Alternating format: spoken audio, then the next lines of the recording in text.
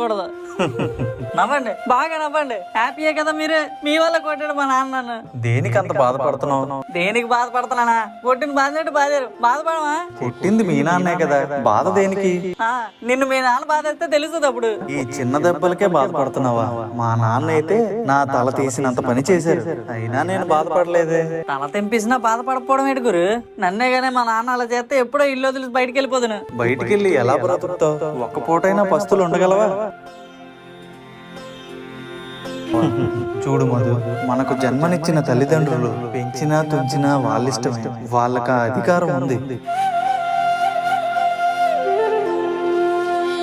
అంతెందుకు, నువ్వు నమ్మి నిలబెట్టిన ఈ వినాయకుడు ఏం నమ్మాడో తెలుసా? తల్లిదండ్రుల చుట్టూ ప్రదక్షిణ చేస్తే ఈ విశ్వానికే ప్రదక్షిణ చేసినంత పుణ్యం అని.